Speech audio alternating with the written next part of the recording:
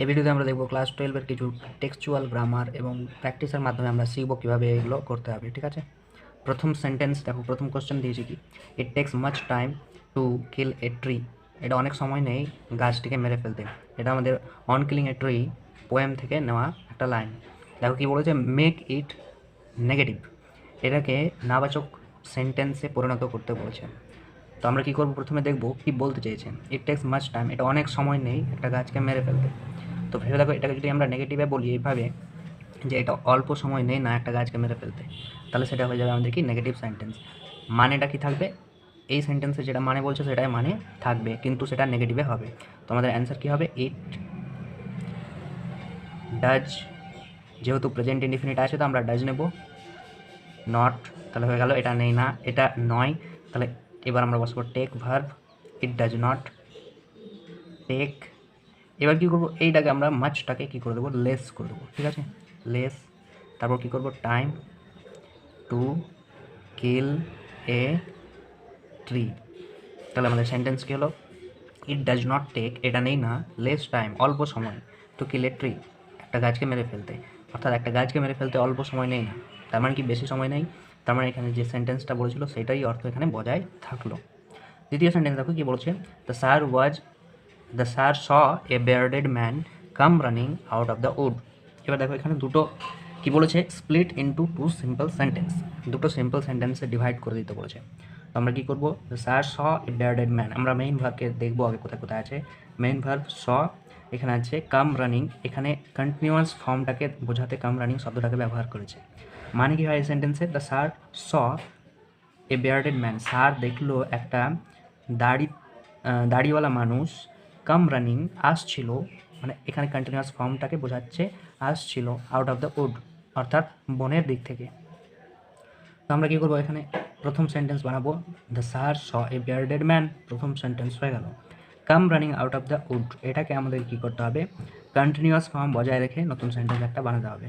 তো আমরা কী করবো, প্রথম সেন্টেন্স আগে লিখে নিই, কী বলছে, দি sir saw a bearded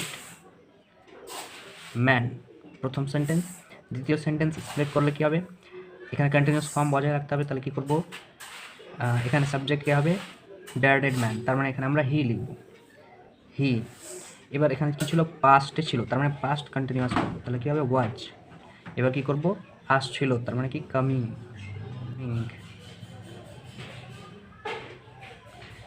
he was coming. এবার দেখো কি বলেছে, রানিং, অর্থাৎ দৌড়ে আসছিল, এই জিনিসটাকে বোঝাচ্ছে দৌড়াতে দৌড়াতে আসছিল। তো আমরা কি করব, he was coming by running শব্দটাকে ব্যবহার করব, by running, he was coming by running out of the wood. তাহলে এই সেন্টেন্সটা হবে আমাদের সঠিক অ্যান্সার এইখান থেকে। তাহলে আমাদের অ্যান্সার হচ্ছে, the sir saw a bearded man, sir দেখলো একটা দাড়িওয়ালা মানুষ, হি ওয়াজ কামিং, সে আসছিল, বাই রানিং, দৌড়ানোর মাধ্যমে, আউট অফ দ্য উড। ঠিক আছে, এটা হবে আমাদের সঠিক answer. Eat some more son, he said, she said, change into indirect speech, আমাদেরকে কী করতে হবে, নারেশন করতে হবে, অর্থাৎ ইনডাইরেক্ট স্পিচে পরিণত করতে হবে। এবার দেখো এখানে কি বলছে, এখানে কিন্তু রিপোর্টের যে অংশটা আছে, রিপোর্টিং ভার্ব যে অংশটা আছে, রিপোর্টিং ভার্বে কি আছে, এখানে কিন্তু অবজেক্ট দেওয়া নেই। তাহলে আমরা কি করব, সেইডকে সেইডই রেখে দেবো। ঠিক আছে, তো আমাদের অ্যান্সার হবে কি, দেখো এখানে আরেকটা জিনিস খেয়াল করতে হবে যে রিপোর্টেড স্পিচে কি রয়েছে, সান সম্বোধন রয়েছে, ছেলে। তো সম্বোধন থাকলে আমাদেরকে কী করতে হবে, অ্যাড্রেসিং শব্দটা ব্যবহার করতে হয়। ঠিক আছে, তো আমরা কী করব, প্রথমে সেন্টেন্স বানাবো, সি সেইড, অ্যাড্রেসিং,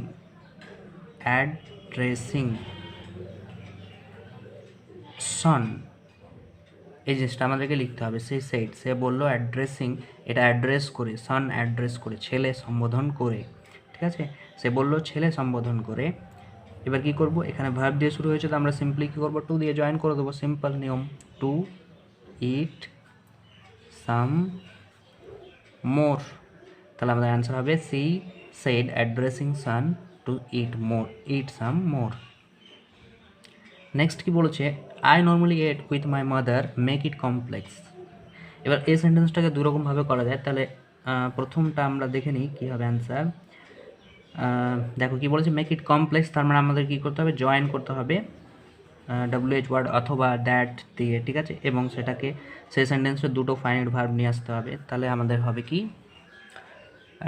তাহলে আমাদের হবে কমপ্লেক্স সেন্টেন্স। তোমরা কী করবো, এভাবে করবো, I ate with my mother that I did normally. ঠিক আছে, বলছি কি আমি আমার মায়ের সঙ্গে খাই, দ্যাট যেটা, আই ডিড যেটা আমি করি, নর্মালি স্বাভাবিকভাবে, তার মানে প্রত্যেক দিন আমি এভাবেই করেই খাওয়া দাওয়া করি। তো কি বলছে, I normally ate with my mother, আমি সাধারণভাবে এট খেয়ে থাকি, খেলাম, উইথ মাই মাদার আমার মায়ের সঙ্গে। এখানে কি বলছে, I ate with my mother, আমি আমার মায়ের সঙ্গে খেলাম, দ্যাট আই ডিড নর্মালি, যেটা আমি স্বাভাবিকভাবে করলাম। ঠিক আছে, তো এই ক্ষেত্রে এই সেন্টেন্সটাকে যদি আমরা এভাবে লিখি, I ate with my mother that is normal, এভাবে করি, তবে কিন্তু পুরো সেন্স বজায় থাকছে না আগের সেন্টেন্সের মতো। এখানে কি বলেছে, I ate with my mother, আমি আমার মায়ের সঙ্গে খেলাম, দ্যাট ইজ নর্মাল, সেটা স্বাভাবিক। এটা লিখলেও আমাদের অ্যান্সার হয়ে যায়, কিন্তু সম্পূর্ণ অর্থ বা আমরা বলতে পারি সঠিক অ্যান্সার একেবারে হবে আমাদের এই লাইনটা।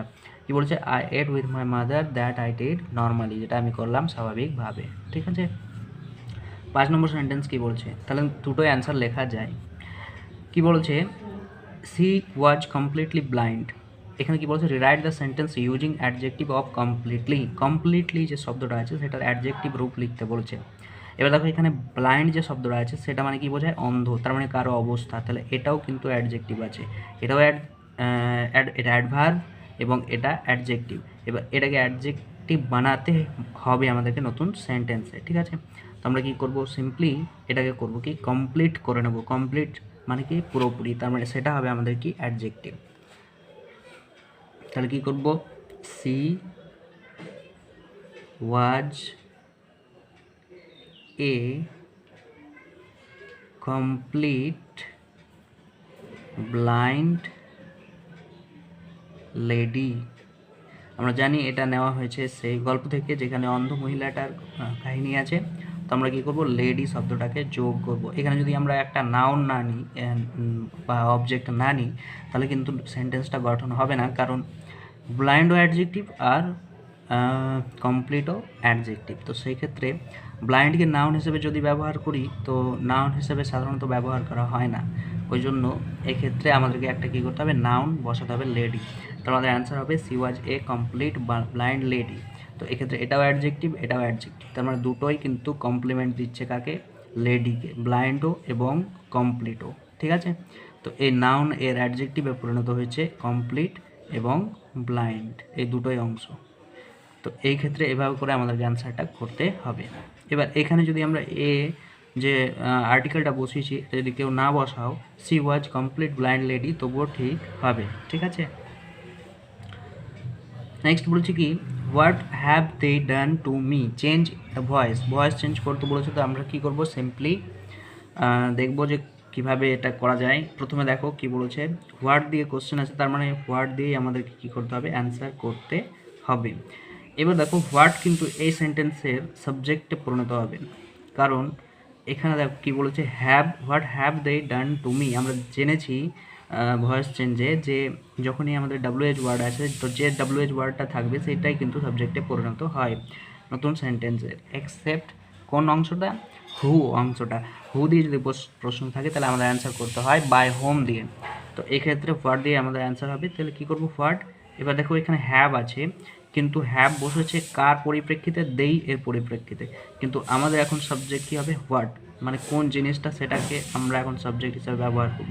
তো এই ক্ষেত্রে হোয়াটের পর আসবে কি, হ্যাভটা চেঞ্জ হয়ে যাবে হ্যাজ, হোয়াট হ্যাজ, তারপর আমরা বসাবো বিন, হোয়াট হ্যাজ বিন, তারপর বসাবো ভার্বের third form done, what has been done to me by them, এটা হবে আমাদের কি অ্যান্সার। ঠিক আছে, তাহলে কী হবে, what has been done to me by them.